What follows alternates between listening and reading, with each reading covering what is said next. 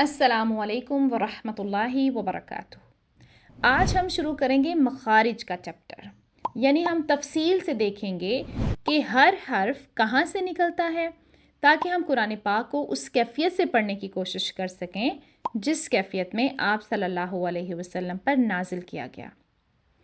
मखरज क्या होता है? मखारिज का वाहिद मखरज होता है, और मखरज वो मकाम है जहाँ से किसी मखसूस हर्फ की मखसूस आवाज़ निकाली जाए ताकि उस हर्फ को दूसरे हरूफ से अलग किया जा सके। अब ये हर्फ क्या होता है?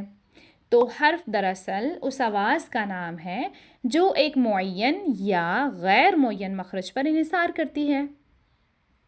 मुअय्यन मखरज वो मखरज होता है जिसका इन्हिसार हल्क, ज़बान या होंठों के किसी भी ख़ास हिस्से पर होता है।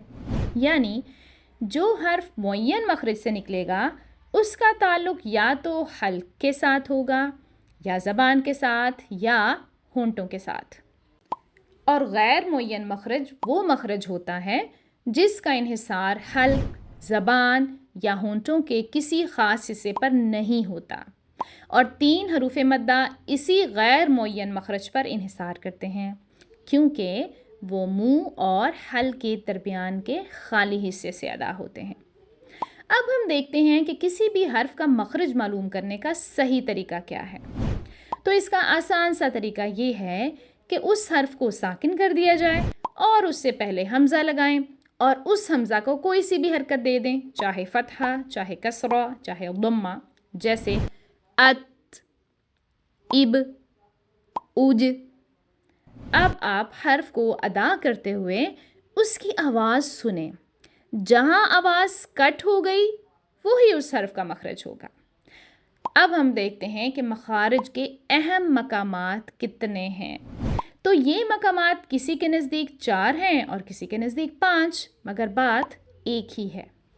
वो 5 मकामात ये हैं: जौफ यानी मुंह और हल्क के दरमियान का खाली हिस्सा, हल्क यानी हमारा गला, लिसान यानी हमारी ज़ुबान, शफ़तान यानी हमारे दोनों होंठ, और खैशूम यानी नाक के सुराख से लेकर मुंह के अंदर की तरफ का खाली हिस्सा। अब जो उलमा कराम 4 अहम मकामात बताते हैं वो लिसान और शफ़तान को फ़म का नाम देते हैं। फ़म यानी मुंह, क्योंकि ज़बान और होंठ दोनों मुंह का ही हिस्सा हैं, इसलिए वो इन दोनों को एक ही नाम देते हैं। तो चाहे अब हम इन मकामात को 5 कहें या 4, एक ही बात है। अब इस पिक्चर को ज़रा ध्यान से देखें।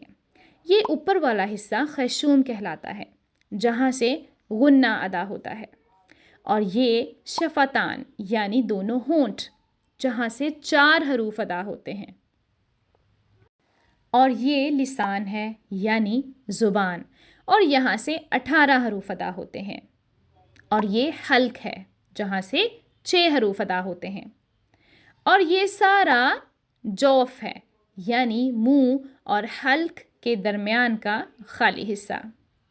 अब अगले लेसन में हम देखेंगे कि जौफ से कौन से हरूफ अदा होते हैं।